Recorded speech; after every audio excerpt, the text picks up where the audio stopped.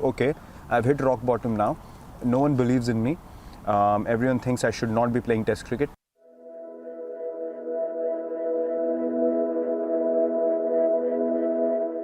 It happened in 2012, played the IPL in 2012, and the lead up to that was interesting because I had scored my first Test 100 in Australia in 2012, followed by that game against Sri Lanka in Hobart, where we chased that total down within 40 overs. That came out of nowhere, honestly. I did not believe that I could do something like that at the international stage. It happened, gave me so much belief from there, and then Asia Cup came and I got 183 against Pakistan. On a Sunday, everyone was watching, so things really just turned in about 6 months for me. But I forgot the basics of the game. I started, becoming more desperate, and I thought,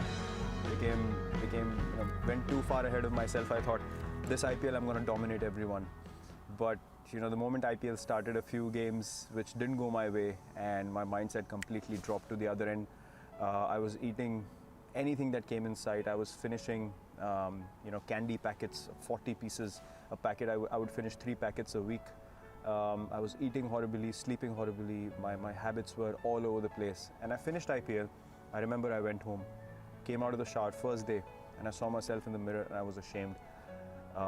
It was literally, I saw myself and I thought, I'm looking at another human being, and I told myself, look, if you want to play cricket at the highest level, this is not the way that you can manage. And from next day onwards, I changed everything about my diet, the way I trained, everything, and from then on it was just an obsession.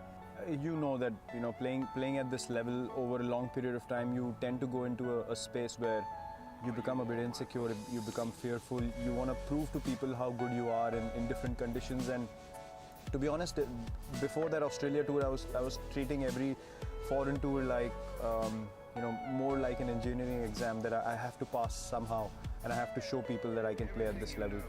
But there I realized that, once you're down and out, there was hardly anyone who came to help me. There was hardly anyone who was looking towards me and saying, listen, let's work together and, try to get your game up to speed. Everyone was just going after me left, right and center. So I was like, am I playing to prove these people wrong? For what? I've got nothing to do with them, and they literally have nothing to contribute in my life.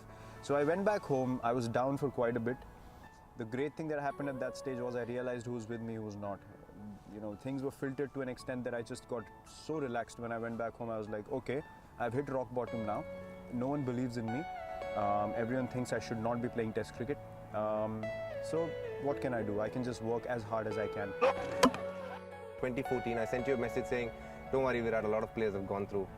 You'll get over. And you sent me, just wait and watch in a couple of months' time. Jeez, what a cocky guy. He's struggling, he can't put bat to ball, and he's saying, wait in 2 months' time.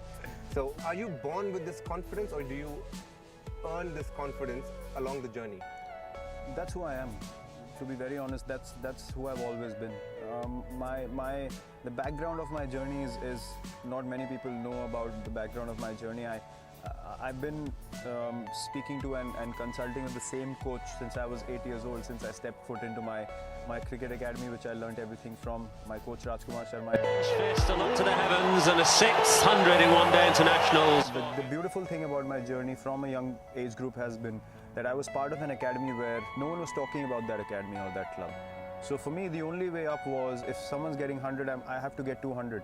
Otherwise, no one's going to notice me. And I had that fire inside me all the time. And that's exactly what I did to come up the ranks. I scored so many runs that people could not ignore me, because that was my only driving force. And that actually came from the example that my father set for me.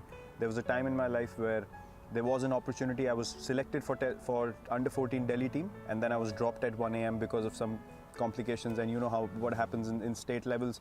Someone was preferred over me because of some compensations that were done and stuff like that. So same was offered to my father as well, that if you can, maybe he can get into the team after 2 games. So my father straight away said, I'm not going to pay a single penny to make him play.